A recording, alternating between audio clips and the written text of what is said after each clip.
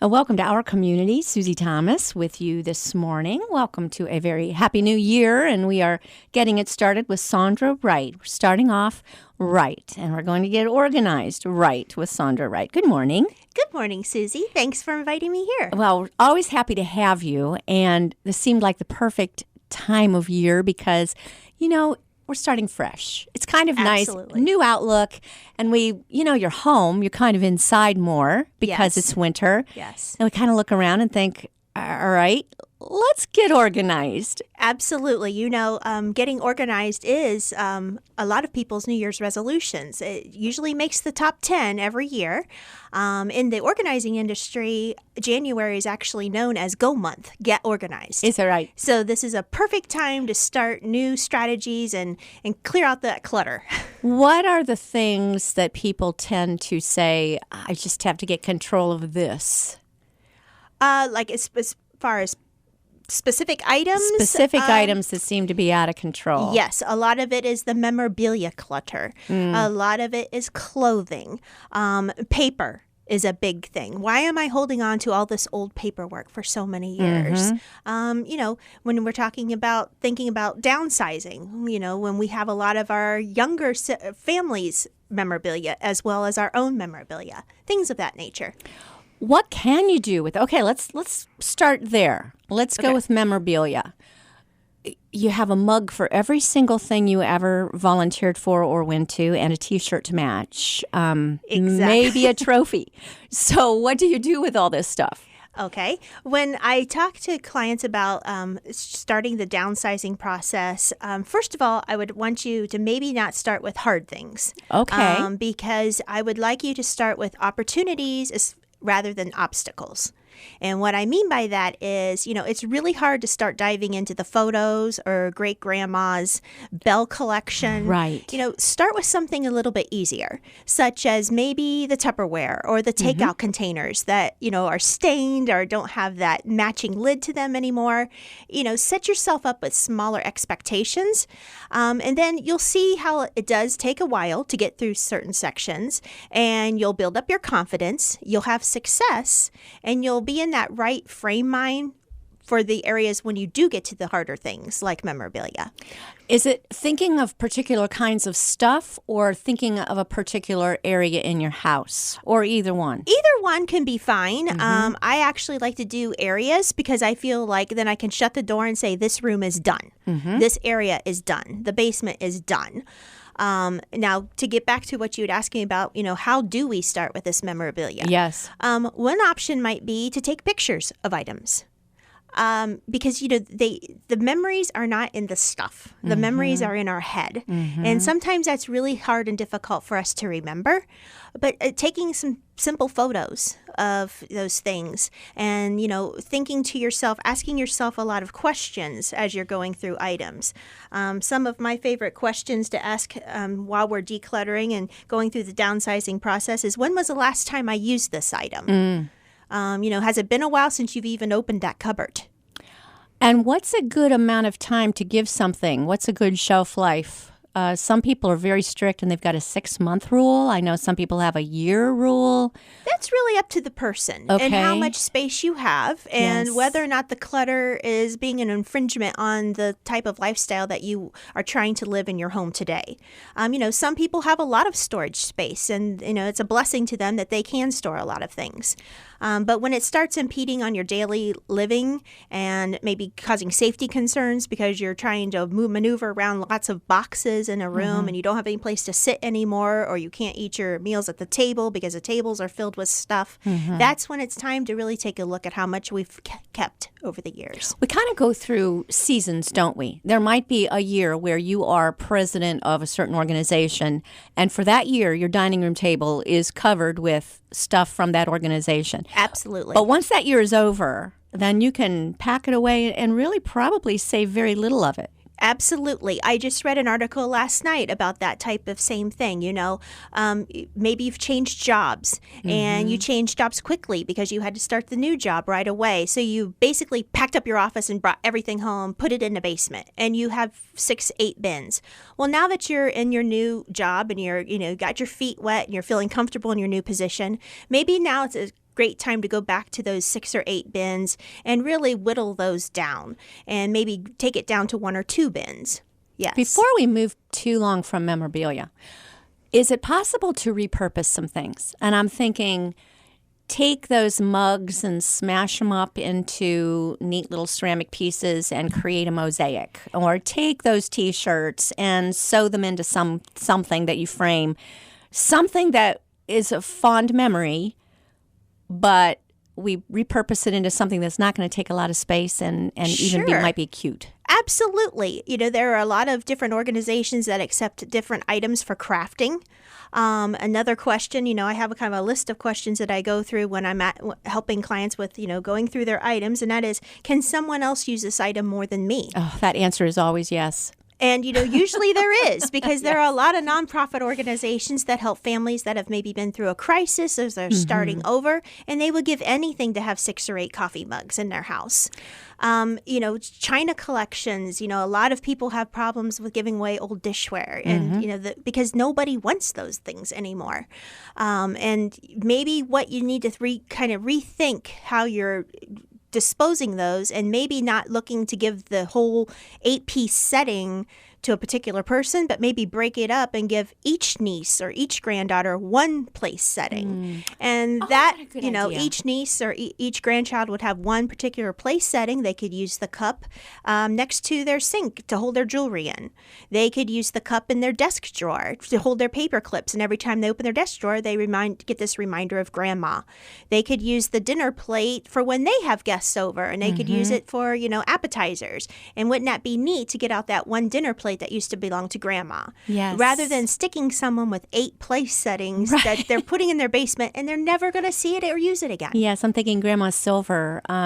Yes. Each daughter could have half of it. Because who's having 20 people over with full silver setting? Exactly. And in the event that they are having a big party, they could borrow it from the other sister and bring it together. Absolutely. Oh, such good ideas. All right, we're finishing up Christmas. Some people, it's the middle of January, probably time to get the Christmas decorations put away. Absolutely. If you haven't yet. Is that also a good time to purge the ones that you just didn't use? Help me put away the Christmas decorations. How do we do it? Okay, Christmas decorations. Excellent topic right now during this time of the month. Absolutely. If you have Christmas decorations that you did not use this year, what I would suggest that you do is put those in a separate bin or box and label them. Did not use in 2019. Then next year, as you're getting out your Christmas decorations, take a look in that box. And if you're not excited about putting them out in 2020, that would be the best time to let those items go. Again, if it's something that you've had for years and it's a family heirloom that you're passing down, but it's just not really your taste or your style, ask another family member if they would be interested in it. Take a picture of that item and let it go to someone else who could really use it. There are also trends of collectibles, and then those trends kind of become passé. So I know an awful lot of people with rooms full of Beanie Babies. The Beanie Baby time has come and gone. And remember when everybody was going to retire on those? Yes, I do. Yes. But what do you do with a Beanie Baby? What do you do with a Cat's Meow collection of, a building of every place you've ever been? Well, what's hard for a lot of us to understand is that today's generations are not about accumulating stuff. Isn't that interesting? The younger generations just don't want a lot of bulk. They are people who change jobs frequently. They are people, the average, for younger generations, their average time to move is 3 years. They get a new apartment or a different apartment every 3 years. So, they don't want all that extra baggage to have to take with them. They enjoy experiences over stuff. So in that case, it is hard to get rid of these items. And so people don't want to hang on to those Beanie Babies anymore. And anyone who wants Beanie Babies probably already has their collection.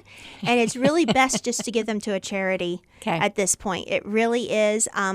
People always say, well, I see them on eBay. They're selling them on eBay or they're selling them on Craigslist. And what I ask you to do is when you're seeing those items listed, look to see how long they've been listed. And that's a key indicator as to whether or not there really is a market out there for these types of things. And swallow the fact that no one is going to get rich on their Beanie Babies right now. Nobody's going to get rich on Beanie Babies right now. Get rid of them. No. It's not a bad idea to maybe do a quick Google search, internet search on items.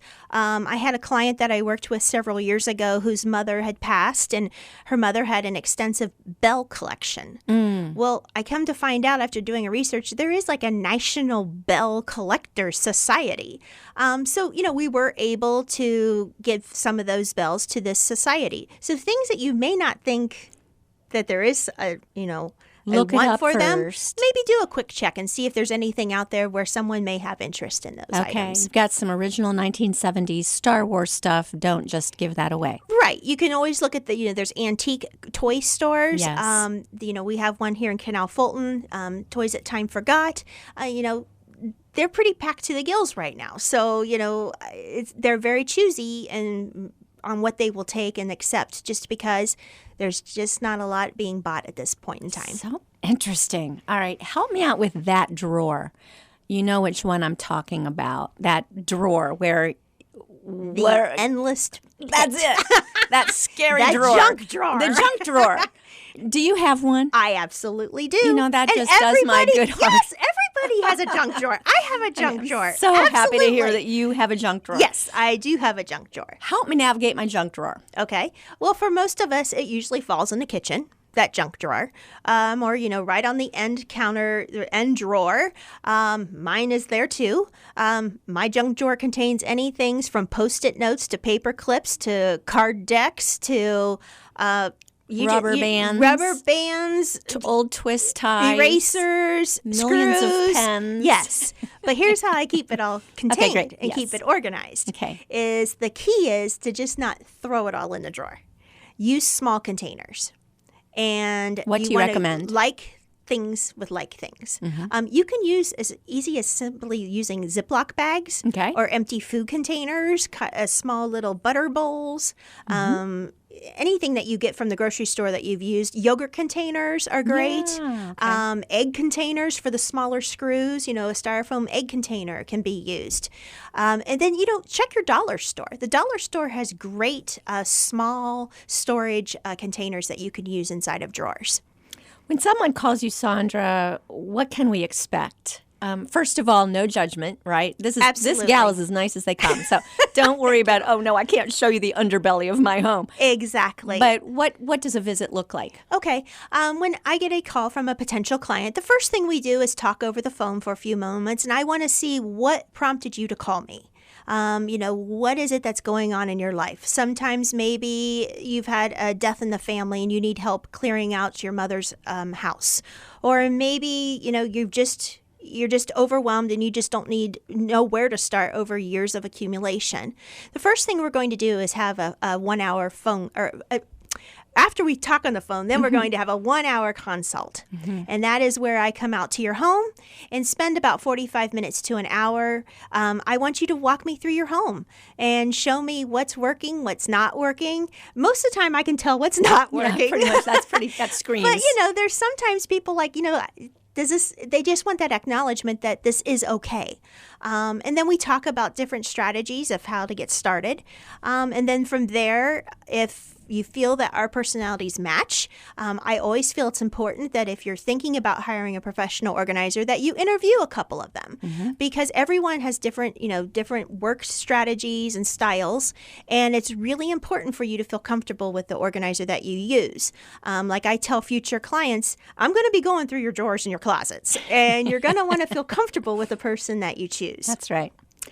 We called you because of your credentials, and I'm looking at the clock. So when we come back, we're going to find out why you're so good. But first, let's hear from these words. You're listening to Our Community. Well, welcome back to Our Community. Susie Thomas visiting with Sondra Wright from Organized Right. We're talking about getting organized in 2020. And wanted to point out that the reason that we've invited you here is you really are backed with some great credentials. Tell me a little bit about your background. Sure. As part of my background, I have been I've been in my business of Organized Right LLC since 2008. I'm in my 12th year of organizing. I'm a member of NAPO, which is the National Association of Productivity and Organizing Professionals. We meet, we are members at a national level, and then we also have, we are broken down into smaller chapters by state, and we have a chapter that we meet every other month in Columbus, Ohio, and we're 4,000 strong all over the world. Organizers. We also, during our chapter meetings, will have speakers come in and talk to us about different types of organizing, different concepts of why you may become organized. Maybe you have, ADHD that hinders your type, your willing and your ability to be able to be organized. Maybe you're just a person who's always been chronically disorganized. We talk about that. We talk about different types of organizing. So that's the main organization that I belong to. I also do carry insurance, liability, as well as personal liability, as well as general liability insurance. That's important to ease my clients' minds as well as mine. Yes. So those are just some of the things that I've got accustomed to and belong to for my professional career. And if folks want to get in touch with you, you can check out her, first of all, her website at organizedright.net, or give her a call, 330-309-8414. That's 330-309-8414. All right.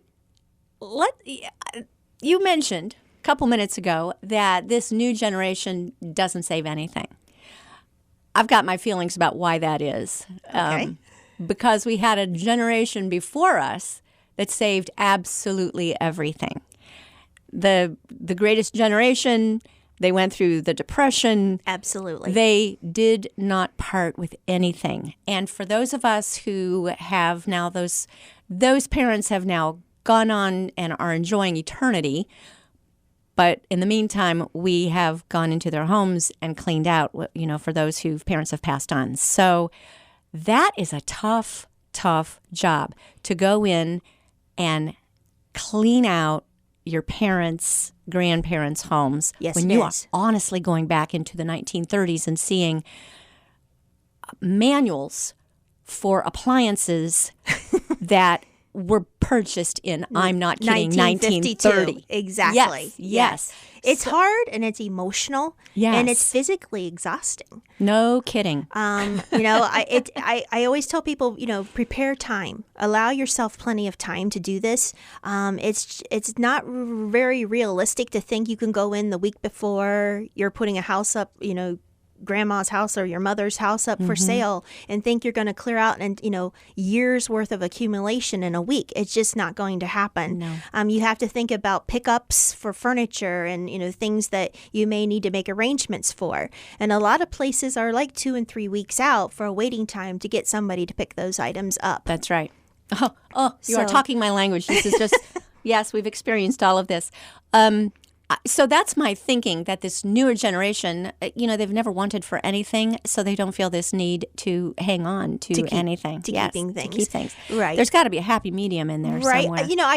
Another good strategy is to do it in phases. What I say, the first run through. I'm looking for opportunities versus obstacles. What can I get rid of? Okay, there's probably you just haven't been able to wait to throw this thing away. It's like piles of magazines. Oh my gosh, yes. It's like Grandma kept every single Reader's Digest. That's right. I'm and sorry, TV Guide. There's just not a demand for those anymore. Take those to the recycling center. You're not putting them in a landfill. You're putting them in a recycling center. Yes, and get those types of things out of there. She's probably kept every canceled check since 1947. Let those go. Things that you can get rid of easier. If you have maybe the parent had a lot of accreditations or accomplishments through their company, it might be worth it to check back with the company and see if they're interested in any of the older memorabilia. Oh, nice. A lot of companies have showcases and display cases in their lobbies, and we've had success in the past with handing things off like to Goodyear or to the Akron Rubber Company, things that maybe you don't see around much anymore. For those of us who have been through the experience of going through our parents' and our parents-in-law's homes and doing that, and we've wanted to spare our children having to do that, there's a new thing Yes, there is. What's this called? Well, within the last year or so, there is this new concept that has been derived from Sweden, and it is referred to as death cleaning. Okay, now it's really a happier topic than it sounds like. It is. Yes, it is. I was a little like, what? When I heard about this too, I'm like, what are we cleaning and what are we organizing with death cleaning? Yes. But it's coming from the concept that it's centered around the idea of removing unnecessary things in our home and making the home nice and orderly before your death. Mm-hmm. It's to try to alleviate the burden for your future generations. So when the kids come through, it's like, oh, thanks, Mom and Dad. Yes, because they really do appreciate it. Yes. The book, there's a great book out that's called The Gentle Art of Swedish Death Cleaning. Huh. And it's by Margareta Magnusson. And she suggests that the starting age to do this is age 65. And, we want to think about this because we don't want to be forced to have to make irrational and quick decisions when it comes to our stuff. We've accumulated this stuff over years and years, and it's meant a lot to us. Wouldn't you rather have the option of, making those decisions when you're younger and of sound mind, and you can physically lift things, move them around, and move yourself around a little easier, yep. And start tackling some of these things at a younger age. And enjoy the next 20 or 30 years really lightweight. Lightweight and not feel like you're suffocating and the weight's on your shoulders. Yes. To do this, a lot of people will ask, they'll give things as donations. This is the time to ask family members to come over and see what it is that maybe they might be interested. You might be surprised at what they might be interested in and what they may not be interested in. You may think somebody wants your bell collection, but in essence, they'd really rather have your rolling pin. That's a personal story for me. Years ago when my husband and I got married, my mom, my grandmother was in ill health, and my mother went out and bought me a cream and sugar set for my china setting from my grandmother. Oh. My grandmother really didn't even know she bought it for me. Wow. Right. And, right. They had to tell Grandma, you bought this for Sondra. And I look at my china set now and I really don't even like it. And I'm ready to get rid of it at age 53. But I'll tell you what I am keeping is my grandmother's rolling pin. Because that means a lot to me. You've got some memories attached to that one. So that's what I mean about keep the things that are important. Yes.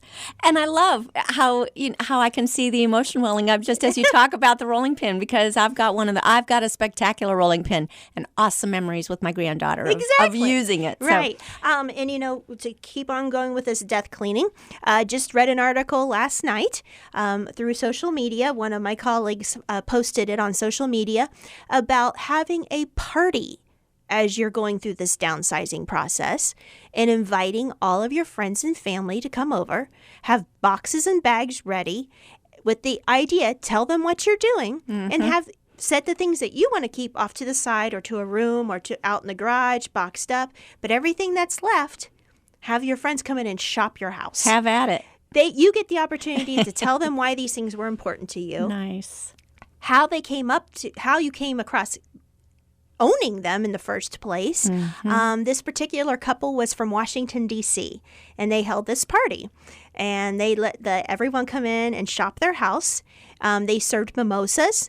And the given rule was when you leave, you take your mimosa flute glass with you because we don't want them anymore. And I love that idea. And, they get to visit with their friends and their family. And it was just a great opportunity. Clear out some glassware at the same time. Absolutely. And also, it seems a little bit different than a tag sale or that annual yard sale that you have. This is different. This is more downsizing. You are not going to be buying anything to take this place anymore. This is trying to really tone it down. Decumulate. Tone it down. Exactly. We're slowing down. We're not doing the things that we used to do, Just our lifestyles have changed, and you want your new future house to reflect the lifestyle you're living today. And it's just so nice not having to weed through all this other stuff to get to the things you really want. Exactly. Not having to go through it, which takes me to the closet, weeding through 8 million outfits to get to that one I'm looking for. How do we organize our clothes? How do we organize our clothes?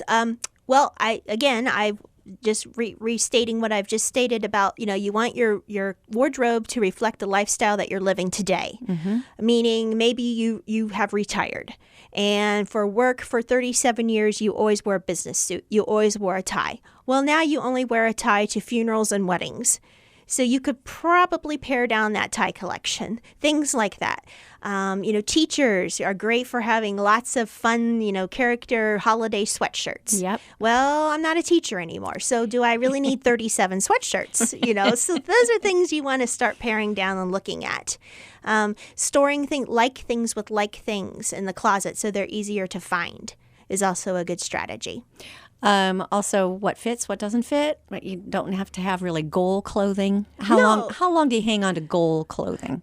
People get hung up on that a lot. Well, I fluctuate between sizes, and I'm okay with that within limits. And we all do. We all do that. But what you don't want to do is devote entire closets to different sizes. Maybe just keep 1 or 2 bins of pants and tops for when I'm a bigger size or when I'm a smaller size.